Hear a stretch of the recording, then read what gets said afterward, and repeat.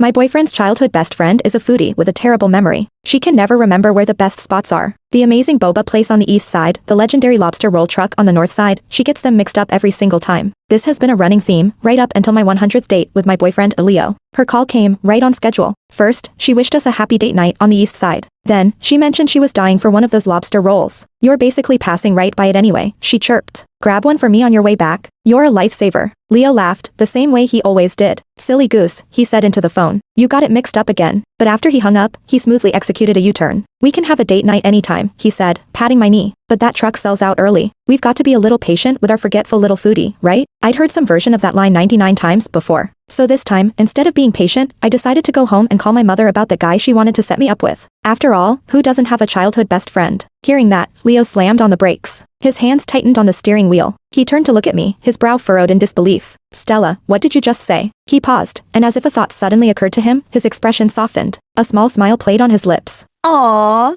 Is someone getting a little jealous? He teased. Daisy's just, you know how she is. If she gets a craving for something and can't have it, she'll literally cry herself to sleep. He reached over, trying to take my hand. And you can't just joke about breaking up. That really hurts, you know? He was talking to me like I was a pouting child. He wasn't taking me seriously at all. So I looked him straight in the eye, my own expression unyielding. Leo, I'm breaking up with you. The smile froze on his face. After a long moment, he looked past me, toward the highway sign pointing north. His voice was faint. Just because I'm going to the north side to get her a lobster roll? I nodded. And then I shook my head. Yes, and no. I don't think it's a big deal to grab food for a friend. I'm not the kind of girlfriend who forbids her boyfriend from having female friends. What I care about is that every single time it's inconvenient, every single time it's out of the way, Leo chooses to derail our plans and drive across half the city, just to deliver a snack to his forgetful foodie of a best friend. Leo sighed, launching into the familiar explanation. Stella, we're going to be together forever. We can go on a date any night, but Daisy hardly ever asks me for anything. How can I say no when she just wants us to grab something for her on the way? Hardly ever. I repeated the words, a bitter laugh threatening to escape. When Leo and I first got together, he introduced me to all his friends. He made a special point of introducing me to Daisy, his super sweet but totally scatterbrained childhood best friend. At first, I didn't think anything of it. So what if they grew up together? So what if everyone thought they were destined to be together? On our very first date, she called asking us to pick up some spicy wings. I didn't mind. Even when it turned out the place she wanted was an hour in the opposite direction of our restaurant. The next day, Leo and I made a special trip, bought the wings, and I went with him to drop them off. But when her dad opened the door, Daisy was nowhere in sight. Her father had a complicated look on his face. That girl of mine, he sighed. She gets these cravings. Realized she sent you to the wrong place and didn't want to bother you again. But she was so upset about it. She cried all night. Cried so hard she could barely breathe. Her mom had to take her to the ER this morning. Even then, I just thought she was a quirky, overly sensitive foodie who got a little dramatic when she was hungry. Leo, however, was consumed with guilt. I've known her since we were kids, Stella, he told me. She's like a sister to me. I promised her a long time ago that if she ever wanted anything to eat, I'd move heaven and earth to get it for her. I broke my promise. We went to the hospital to visit her. The doctor said she'd had an episode of respiratory alkalosis from hyperventilating. He warned us not to let her get that worked up again. Leo nodded frantically. He sat by her bed and soothed her like a child. Don't you worry, Daisy. Next time you want something, your big bro will get it for you, no matter what. I didn't realize how serious he was. Until every single date after that. Daisy's phone calls became a ritual, more reliable than an alarm clock. The boba from the east side, the lobster rolls from the north side. She never once remembered the right location. And every time, she'd sound devastated. Oh, no, she'd whine. Forget it. It's okay, I don't need it. I don't want to ruin your date. But just before hanging up, you could always hear the sound of a choked back sob. Terrified of another hospital visit, Leo would turn to me with that pleading look. Stella, we can reschedule. But if she doesn't get what she's craving, you know she'll cry all night. What if she ends up in the hospital again? And then would come the U-turn, the drive to the opposite end of the city. Once, twice, 3 times, I told myself it was nothing. She was just a girl who really, really loved food. By the 10th, 11th, 12th time, I started to wonder. Even if you're that forgetful, can't you write it down? Use Google Maps? By the 20th, 30th, 40th time, it started to feel absurd. If you're that desperate for a lobster roll, call an Uber. Get it delivered. But according to Leo, by the time a delivery driver gets it to her, it'll be cold. And Daisy's super picky about her food. It's just easier if I do it. He never sounded annoyed. In fact, he sounded proud, like it was a privilege. As for Daisy, every time he delivered, she'd grab my hands and apologize profusely. Stella, I'm so sorry. Did I mess up your date with Leo again? I'm just so stupid. I can never get the locations right. I promise, next time I'll control myself. I won't call him, no matter how much I want something. Of course, that just made Leo feel even sorrier for her. Don't be silly, he'd scold her gently. It's not a big deal. Your sister Stella is the most understanding person in the world. She doesn't mind, do you, Stella? He put me on a pedestal of understanding girlfriend, leaving me no room to complain. And so, the cycle continued. But even I'm not that dense. After nearly 100 interrupted dates, 100 conveniently timed phone calls, and 100 forgotten locations, the message was crystal clear. This wasn't about food. This was Daisy's way of showing me, and him, who really came first. Childhood sweetheart versus the new girlfriend. It was a test. After the 99th time, I had a huge fight with Leo. He swore up and down it would never happen again. I decided to believe him one last time. But on our 100th date, the phone rang right on cue. The same conversation. The same U-turn. The same expectation that I would be the understanding one. And I was just so tired. Leo, I said, let's just break up. He didn't agree. He apologized over and over, even turning the car back around toward our original destination. We hadn't gone 2 miles before his phone rang again. It was Daisy, her voice thick with barely suppressed sobs. Leo, she cried. I tried to get a delivery service, but they said it would take 3 hours. I just checked the truck's social media, and they only have 3 lobster rolls left. I guess I'm not going to get one after all, boo-hoo. Her crying grew louder, and the look of distress on Leo's face deepened. He softened his voice to a gentle coo. Hey,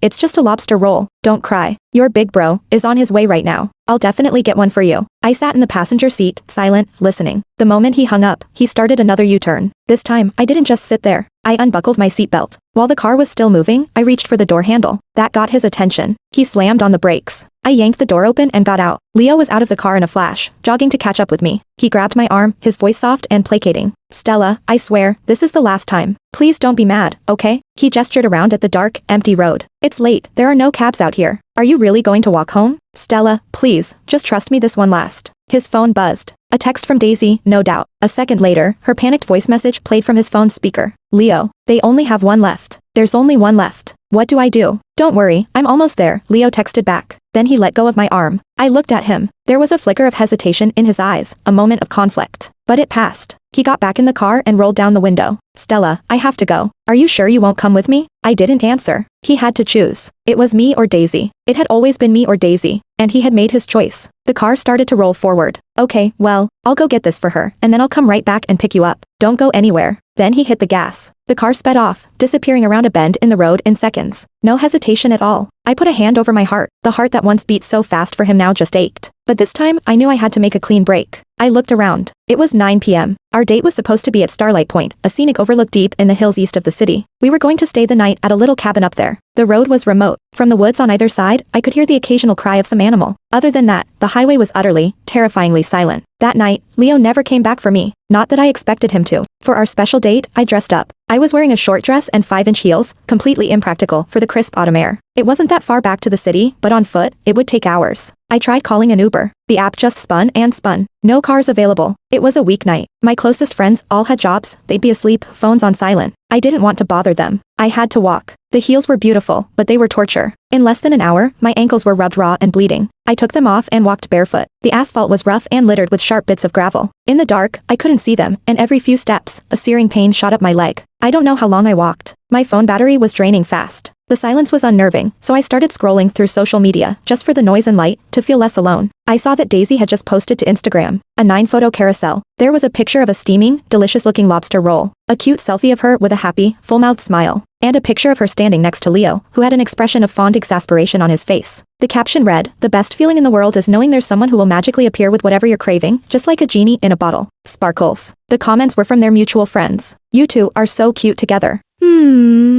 Couple goals. How ironic. Maybe it was a rule that breakups required rain to set the mood. The sky opened up without warning. A few drops at first, then a full-blown, freezing downpour. The big, heavy drops stung my face. There was nowhere to take shelter. The wind picked up, and soon I was soaked to the bone, shivering uncontrollably. The cuts on my feet burned. By the time I finally limped into the city limits, it was 3 in the morning. The rain had let up a little, but I was in pain, freezing, and still a half-hour walk from my apartment. I found the nearest hotel and checked in. Sitting on the edge of the bed, I examined my feet in the bright light. They were a mess, crisscrossed with cuts. When I'd walked into the lobby, the night clerk had gasped at the trail of bloody footprints I'd left behind and asked if he should call the police. I ordered some antiseptic from a 24-hour delivery service. It stung like hell as I cleaned the wounds, but I was too exhausted to be thorough. I didn't even have the energy to shower. I just bandaged my feet clumsily and collapsed onto the bed. When I woke up the next morning, my left foot was throbbing. One of the cuts must have had a piece of gravel still in it. The wound was inflamed and oozing, and putting any weight on it felt like stepping on a knife. I had no choice but to call a cab and go to the hospital. The doctor confirmed the infection, cleaned and bandaged my foot properly, and warned me to be careful for the next few days. Then he looked at my face. You look terrible, he said frankly. Let's get your temperature. After being out in the rain like that, you probably have a fever. He was right. I took the prescription he wrote and went to the hospital pharmacy. On my way, in the hallway, I saw him, Leo. And next to him, bouncing on the balls of her feet, was a perfectly healthy-looking Daisy. Leo's face went pale when he saw me. He rushed over, his voice a frantic whisper. Stella, I was going to come back for you, I swear. But Daisy was crying so hard she started having trouble breathing again. She was dizzy and nauseous. It was way worse than before. I had to bring her to the ER. I figured you could probably get a cab. His words trailed off as his eyes fell on my bandaged foot. Stella, you're hurt. If this had been yesterday, I would have been furious. My boyfriend had abandoned me, again, for another woman. But last night, I had ended it. We were nothing to each other now. I could be on my deathbed, and he wouldn't have the right to shed a tear. I pulled my arm away from his touch. I told you last night, Leo, I said, my voice cold and flat. We're broken up. From across the hall, Daisy's eyes lit up for a split second before she arranged her features into a mask of concern. She hurried over. Oh, Stella, I know this is all my fault, she said, her voice trembling. If I wasn't so greedy, Leo wouldn't have had to postpone your date. I'm so sorry he left you stranded out there. Blame me, please. Don't be mad at Leo.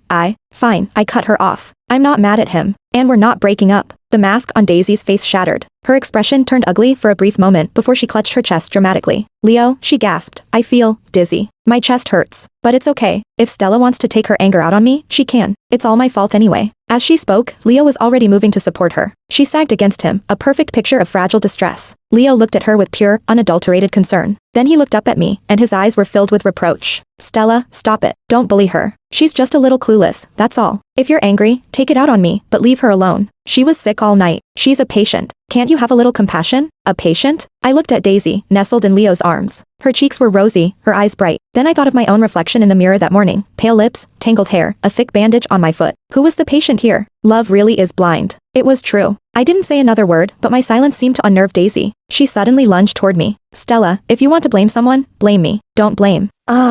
She had been moving toward me, but just as she got close, she threw herself backward with a theatrical shriek. Leo, standing right behind her, reacted instantly. He didn't even think. He shoved me out of the way. One powerful arm wrapped around Daisy, catching her just before she hit the floor. She was safe. I, however, was not. My left foot was injured, my balance already precarious. The unexpected push sent me stumbling backward. My head cracked against the wall, sending stars bursting behind my eyes. I crumpled to the ground, a fresh wave of agony shooting up from my injured foot. Stella. I didn't mean to. I was just trying to catch Daisy before she hit her head. Leo looked down at me on the floor, his face a mess of panic. He let go of Daisy and rushed to help me up. I flinched away from his touch. Can you please? I said, my voice shaking with disgust. Stop being so disgusting. 1 minute, he's telling me he loves me. The next, his every instinct is to protect her. A relationship can't have 3 people in it. Trying to have both was just gross. His hand froze in midair. His eyes widened. You think I'm disgusting? I didn't have to answer. Daisy did it for me, clutching her chest and starting to cry again. Leo, I feel so sick. Her words snapped him back to attention. He scooped her up in a princess carry and turned to me, his voice a jumble of explanations. Stella, I am not breaking up with you. We'll talk about this, I promise. But Daisy isn't feeling well, I have to get her to a doctor. I'll come find you as soon as she's okay. The same empty promises. The same disgusting words. He disappeared with her around the corner. I used the wall to pull myself up, my heart a block of ice in my chest. This was the man I had given my heart to. What a joke. Just then, my phone rang. It was my mom. A traditional, wonderfully stubborn woman. Stella, honey, she started without preamble, you're not getting any younger. Either you bring that boyfriend of yours home so we can talk about getting married, or you listen to me and meet up with Cole. You remember Cole, old Mr. Henderson's grandson? He just moved back from overseas. You two grew up together, you know each other. Okay, I interrupted her. I'll do it. I'll meet Cole. There was a pause on the other end. Are you sure? I looked down at my foot. Fresh blood was seeping through the white gauze. Yes, I said. I'm sure. And I won't regret it. After all, who doesn't have a childhood best friend?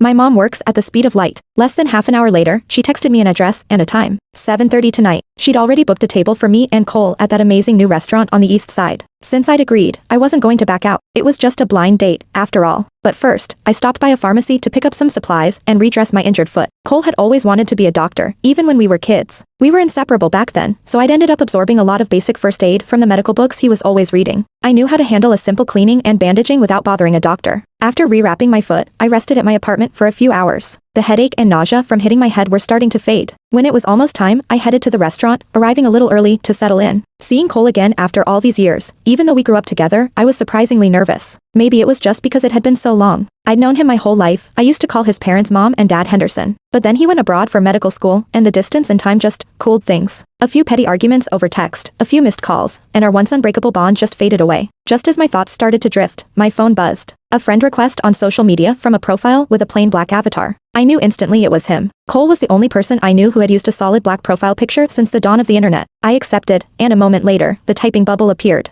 A message came through. Hey, I'm so sorry. Something important came up, and I don't think I can make it tonight. Can I reschedule and make it up to you in a couple of days? He sounded sincere, and I knew that for a doctor, something important meant a patient needed him. I wasn't disappointed or angry. I typed back, okay, and put my phone down. It had been a long, exhausting day, and I hadn't eaten a thing. And this restaurant was famous for a reason. Their signature dish had to be ordered days in advance. Especially the braised short rib. It was a limited daily special, and the few times I tried to get it before, they were always sold out. But tonight, they had one last order. The waiter had just set the beautiful plate in front of me when a familiar voice floated in from the entrance. Leo, you promised to treat me to dinner, so I'm not holding back. Of course. Order whatever you want. I looked up. Leo and Daisy were walking through the door, her arm linked cozily through his. To anyone else, they would have looked like a couple. Daisy was still chattering away when her eyes landed on me. Her smile faltered for a second before snapping back, brighter than before. Stella, you're here too, she chirped, dragging Leo over to my table. When Leo saw me, a flash of panic crossed his face. He quickly pulled his arm free from Daisy's grip. Stella, don't get the wrong idea.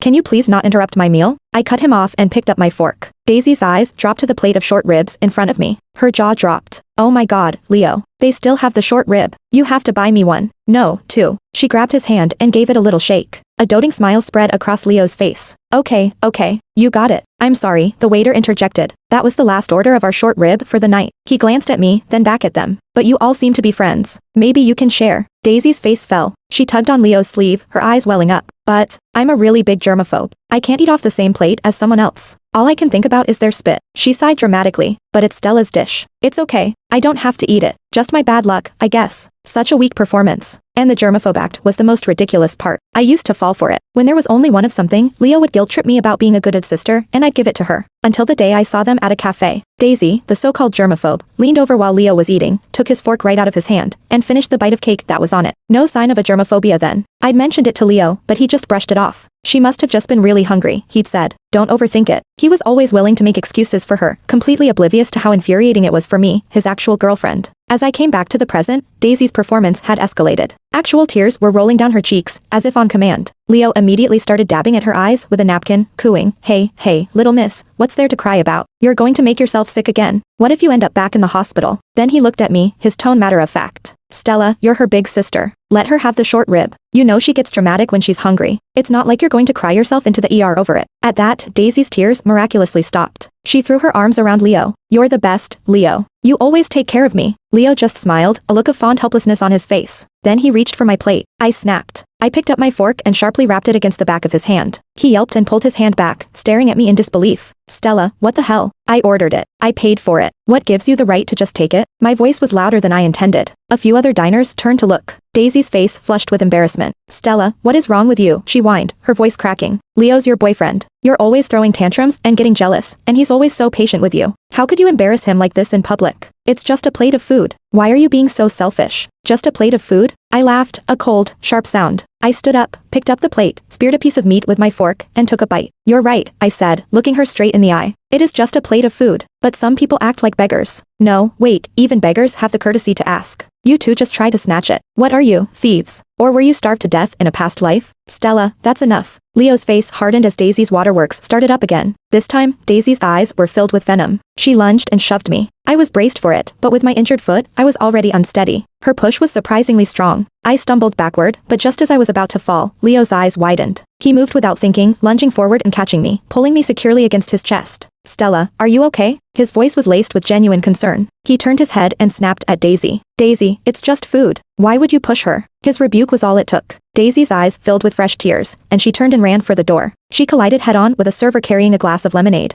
Most of it splashed onto her arm. She let out a piercing shriek. Daisy. The concern for me vanished in an instant. Leo let go of me and sprinted toward her. I had been leaning back, relying on his support. Without it, I lost my balance completely and crashed backward into the wall. I didn't fall to the ground, but the back of my head hit the plaster with a sickening thud. Pain exploded behind my eyes, followed by a wave of nausea. but Leo's entire world had narrowed to Daisy. He saw her clutching her arm and crying. He scooped her up in a princess carry and ran for the door, murmuring, "It's okay, it wasn't hot. I'll take you to the hospital right now, it won't leave a scar. Don't cry, don't cry." The server quietly knelt to clean up the spilled lemonade. It was lukewarm, I heard him mutter. How could that possibly burn her? Are these people for real? Yes, real and ridiculous. I think I had a concussion. My head was spinning, and I felt sick to my stomach. As I left the restaurant, I was so unsteady that the server who had helped me up had to steady me. "Ma'am, should I call 911? He asked, his face creased with worry. I shook my head and thanked him. It wasn't that serious. I could get a cab to the hospital myself. I went through the familiar motions, check in at the ER, wait to be called, walk into an examination room. "Doctor," I began, "I hit my head a few times today, and I'm feeling really nauseous. I think I might have a colic. My words died in my throat as I finally focused on the doctor's face. He was wearing a white coat and gold-rimmed glasses, a pen in his hand, looking at me intently. When he saw the recognition in my eyes, he smiled. "Long time no see, Stella." I glanced down at the chart. The doctor's name on it was Dr. Wang. As if reading my mind, he explained, "Dr. Wang had an emergency with another patient. I just got out of surgery, and they roped me into covering for him." I nodded. "You said you hit your head," he prompted gently. "What happened?" I gave him the short version, just saying I'd had a couple of falls. He didn't press for details. He did a simple neurological exam, then sent me for a CT scan. The diagnosis was a mild concussion. He wrote me a prescription. Knowing he was busy, I prepared to leave, but he stood up. "My next patient isn't here yet. I'll walk you out. Things were crazy today, but how about I make it up to you and take you to dinner tomorrow?" I nodded, and we walked out of the exam room together. And of course, just down the hall, I saw them. Leo and Daisy. They were standing close together, talking. Daisy looked upset, and Leo was in full placating mode. As we got closer, I could hear his words. "Daisy, I didn't mean to yell at you, but Stella is my girlfriend. You can't just shove her like that. What if she had gotten seriously hurt? You're my most cherished sister, but she's the woman I love. You're both equally important to me. But you used to say that even if you got a girlfriend, I would always be the most important person to you." "You lied," she whimpered, her eyes red-rimmed. Leo's resolve crumbled. "Of course you're the most important," he soothed. "That's why I always drop everything to get you whatever you're craving, isn't it? I'll do anything to keep you from crying. I was wrong to snap at you. And I'll make Stella apologize to you, too. Will that make you feel better?" That seemed to do the trick. Daisy pointed to a woven bracelet on Leo's wrist. "If you're really sorry, give me that." "I can't. Stella made this for me. I promised her I'd never take it off or give it to anyone." He covered the bracelet protectively. Daisy's lip trembled. "But you promised me you'd give me whatever I wanted. Am I just anyone to you? I just want to borrow it for a few days. Is Stella really that selfish?" Leo hesitated, staring down at the simple woven band. Finally, Daisy turned as if to walk away. That was all it took. Leo grabbed her wrist, untied the bracelet from his own, and tied it onto hers.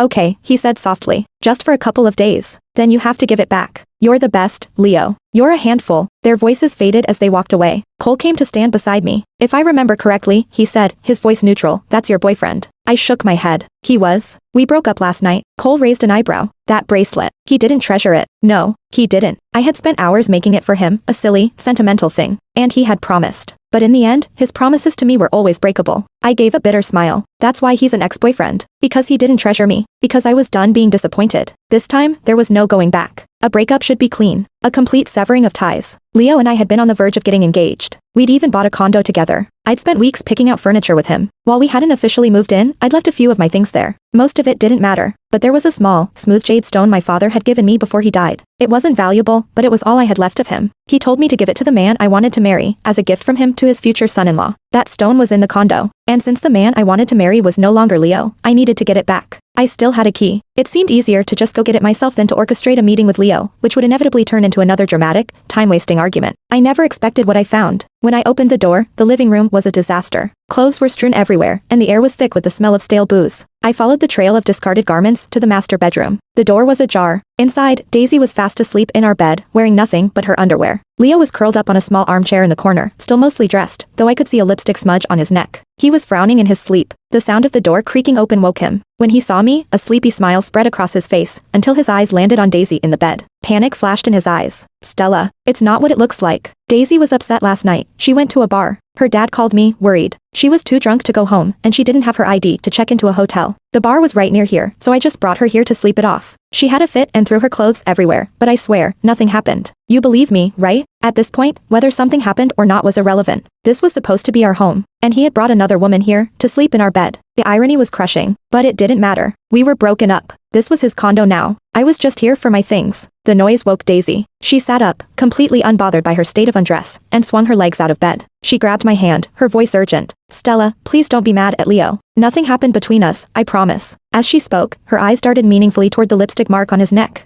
A mark only Leo couldn't see. He just nodded along, pleading with me not to overthink things. I didn't want to fight. I came to get the jade stone my dad gave me. I know you kept it here. I walked to the nightstand and pulled open the top drawer. I knew he kept it there, but the drawer was empty. Where is it? I spun around to face Leo. He looked just as confused as I felt. I put it right there. I haven't touched it. I pulled open the bottom drawer. Nothing. Just then, Daisy bent down and pulled a small, velvet box from the pocket of her discarded jacket on the floor. She opened it. Inside was my father's jade stone. Were you looking for this? She asked, a triumphant smirk on her face. Give it to me. I lunged for it, but she danced back, holding it out of my reach. It's so pretty, Stella, she taunted. Just let me borrow it for a few days. Don't be so selfish. Daisy, give it back to me. Now. She just giggled and dangled the box in front of me. Oh, Stella, don't be so, whoa. She pretended to trip over something, and as she stumbled, she flung the box across the room. It hit the far wall with a sickening crack. The stone inside shattered into a dozen pieces. Daisy. A raw scream tore from my throat. I flew at her, ready to tear her apart, but Leo jumped between us, shielding her. Stella, it's just a rock. It wasn't even expensive. Daisy almost fell. Can't you be a little more gracious? His eyes were full of condemnation for me, and nothing but gentle concern for her. That was from my father. I screamed, each word a shard of glass. Leo finally seemed to remember, a flicker of panic in his eyes. But he still kept Daisy tucked safely behind him. It's already broken. What's the point of fighting? Hitting her won't fix it. I'll buy you a new one, a better one, I promise. Besides, he added, his voice regaining its confidence, your dad left it for me. So technically, it was my property to do with as I pleased. Consider it a gift from me to die. The slap echoed in the silent room. I hit him with every ounce of strength I had left. Leo, I choked out. You are truly disgusting. I scrambled to the corner, gathered the broken pieces of my father's memory, and ran out of that apartment without looking back. To my shock, he chased after me. I made it to the street corner just as the light turned red. I had to stop, and he caught up, his face a mask of desperation. Stella, please don't be mad. I know I messed up, but it's broken, we can't change that. It was an accident. I'll make her apologize, and I'll find you a better stone, I swear. We're supposed to get engaged in a few days, he pleaded. I'll bring the new stone when I come to your parents' house. Please, just don't be angry. He kept talking, his voice a desperate drone. Just then, Daisy, who had thrown on some clothes, came running up behind him. She saw us and immediately burst into tears, running past us into the crosswalk. Stella, I'm so sorry I broke it, she wailed. If you want a life for a life, I'll give you mine. She stood in the middle of the street as cars swerved around her. Daisy. Leo screamed. He started to run after her, then hesitated. He looked back at me, grabbed my hand, and dragged me into the street with him. Leo, let go of me. But he was too strong. He pulled me to the middle of the road, using me as a shield or a bargaining chip. Daisy, see? Stella forgives you. Now come back, it's dangerous. Just as he spoke, a white sedan came screeching around the corner, heading straight for Daisy. Leo screamed her name. He let go of my hand and launched himself at her, tackling her out of the way. It all happened in a split second. The driver of the sedan saw them and reflexively swerved to the right, directly into the spot where I was standing, frozen. Stella. Leo's terrified scream was the last thing I heard. A flash of white light, the deafening screech of tires, and then nothing. The next thing I knew, I was on a gurney, being rushed through the brightly lit halls of a hospital. Leo and Daisy were jogging alongside. Leo was clutching my hand, his face pale with guilt. Stella, I'm so sorry, I'm so sorry. He kept repeating it, a mantra of regret. I didn't have the strength to pull my hand away. Just as they were about to push me through the doors to the operating room, Daisy collapsed onto the floor. Ow, it hurt so much. Leo immediately dropped my hand and spun around to help her. Leo, I hurt all over, she sobbed. My arm is bleeding. Am I going to die? When he tackled her, the momentum had sent them both skidding across the asphalt.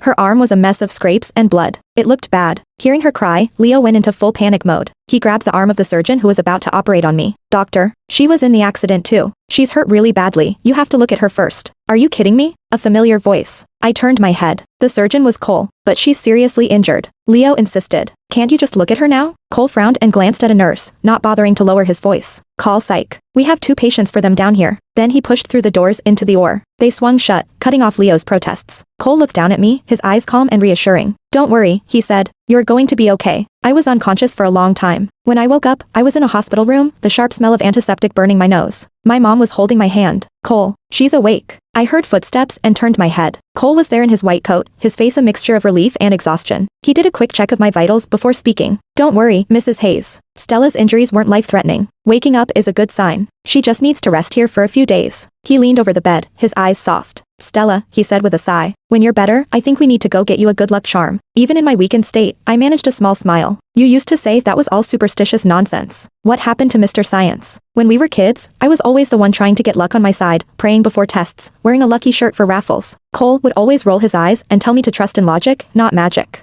He'd come with me to the county fair, but he'd never participate in my silly rituals. He sighed again. I've seen you twice since I got back, and both times you've been injured. At this point, I'm willing to try anything. I don't want to see you get hurt again. The mention of my injuries brought my mom's anger roaring back to the surface. I used to think that Leo was a decent kid, she fumed. But to have that little snake wrapped around his finger, always hurting you. And now this. He's been trying to visit every day, you know. And he always brings her with him. Don't worry, I've thrown them out every single time. As if on cue, the door, which had been left ajar, swung open. Leo and Daisy walked in. Leo started toward my bed, but Cole stepped in front of him, blocking his path. Stella, I just wanted to see how you were doing. He craned his neck to see me, then glared at Cole. You're just a doctor. Stella is my fiancé. Who are you to keep me from her? And who are you? My mom snapped, stepping forward and slapping Leo hard across the face. He just stood there and took it. Daisy rushed to his side. You old hag. You hit him every time he comes. You think I won't do something to you? You want a piece of this too, you shameless little homewrecker? My mom shot back. Leo's brow furrowed. Ma'am, I know I messed up. You can hit me all you want, but this has nothing to do with Daisy. Please, show some respect. Respect? You too want respect? My mom raised her hand again. Leo caught her wrist, shoving her back so hard she stumbled. Mom. I tried to sit up, but a wave of pain shot through me. Cole was there in an instant, steadying my mother before she could fall. Then he flexed his knuckles, and before Leo could react, Cole punched him square in the jaw. Leo went down hard. While Daisy was distracted, my mom grabbed a handful of her hair, yanked her head back, and slapped her. Get out, she screamed, grabbing a janitor's mop from the corner and using it to shove them both out of the room. Get out of my daughter's room. By the time security arrived, Leo and Daisy were being herded down the hall by my mother and her mop, a small crowd of onlookers gathering to watch the show. Humiliated, they covered their faces and fled. In the days that followed, my mom and Cole took turns taking care of me. Mostly, it was Cole. He used to be such a chatterbox, always teasing me. But now he was quiet, focused. What's with the strong, silent type act? I teased him one afternoon. He was carefully wiping my hands with a warm cloth. Didn't someone once tell me that quiet guys are the most attractive? I racked my brain. Did I say that? I couldn't remember. I also remember you saying that being a doctor was too much work and not enough freedom, I continued. What changed your mind? If he hadn't become a doctor, he might never have gone abroad. We might never have drifted apart. His hands stilled. He looked at me, his expression unreadable. You really don't know why I became a doctor, Stella?